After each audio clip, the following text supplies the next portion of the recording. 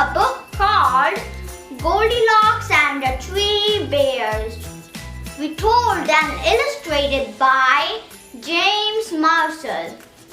So, let's start the story.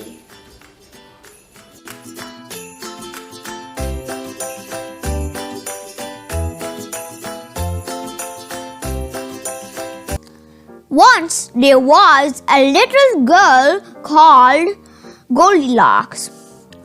"What a sweet child," said someone new in town.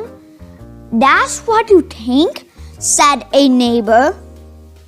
One morning, Goldilocks' mother sent her to buy muffins in the next village. "You must promise not to take the shortcut through the forest," she said. "I have heard that bears live there." "I promise," said Goldilocks. But to tell the truth, Goldilocks was one of those naughty little girls who do exactly as they please. Meanwhile, in a clearing deeper inside the forest, in a charming house all their own, a family of brown bears was sitting down to breakfast. "Patooey!" cried big old Papa Bear. "This porridge is scalding. I have burned my tongue." "I'm dying!" cried Baby Bear.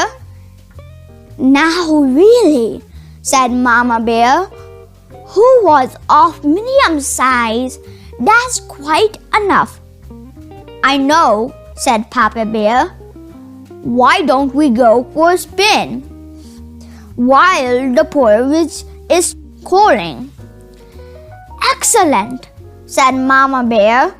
So they got on their rusty old bicycle and off they went. A few minutes later, Goldilocks arrived at the bear's house. She walked right in without even bothering to knock. On the dining room table were 3 inviting bowls of porridge. "I don't mind if I do," said Goldilocks, helping herself to the biggest bowl. But the porridge in the biggest bowl was much too hot. "Patooey!" cried Goldilocks, and she spat it out. Next, she tasted the porridge in the medium-sized bowl, but that porridge was much too cold. Then Goldilocks tasted the porridge in the little bowl, and it was just right. Neither too hot nor too cold. In fact, she liked it so much that she gobbled it all up. Feeling full and satisfied, Goldilocks thought it would be great fun to have a look around. Right away, she noticed a lot of coarse brown fur everywhere. "They must have kitties," she said. In the parlor, there were 3 chairs. "I don't mind if I do," she said, climbing into the biggest one. But the biggest chair was much too hard, and she just couldn't get comfortable. Next, she sat in the medium-sized chair, but that chair was much too soft, and she thought she might never get out of it. Then Goldilocks sat in the little chair, and that was just right. Neither too hard nor too soft. In fact, she liked it so much that she rocked and rocked until the chair fell completely to pieces.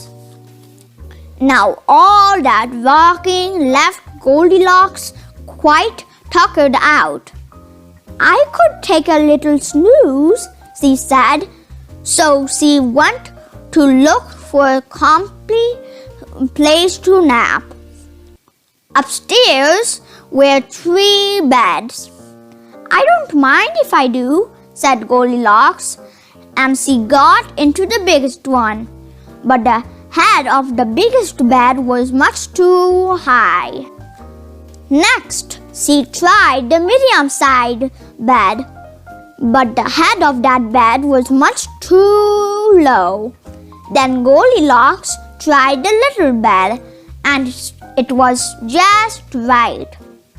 Soon she was all nice and cozy and sound asleep. She did not hear the bears come home. The 3 bears were mighty hungry, but when they went in for breakfast, they could scarcely believe their eyes. "Somebody has been in my porridge," said Papa Bear. "Somebody has been in my porridge," said Mama Bear. "Somebody has been in my porridge," said Baby Bear, "and eaten it all up."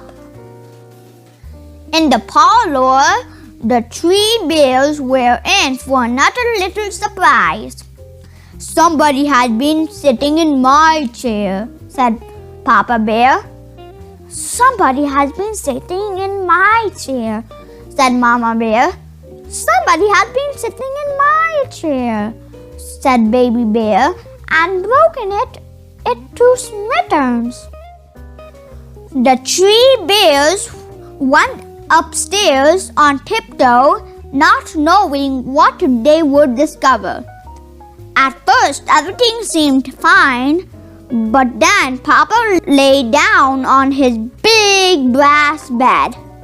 "Somebody has been lying in my bed," he cried, and he was not amused. "Eagles!" cried Mama Bear. "Somebody has been lying in my bed." "Look!" cried Baby Bear. "Somebody has been lying in my bed, and she is still there." "Now she is here!" roared Papa Bear. Goldilocks woke up with a start, and her eyes nearly popped out of her head. But before the bears could demand a proper explanation, Goldilocks was out of bed, out the window, and on her way home. "Who was that little girl?" asked Baby Bear. "I have no idea," said Mama Bear, "but I hope we never see her again." And they never did. If you want to buy this book from Amazon, check the link in the description box. The end. Did you like my reading? Please let me know on my Facebook page. See you in the next video. Bye-bye.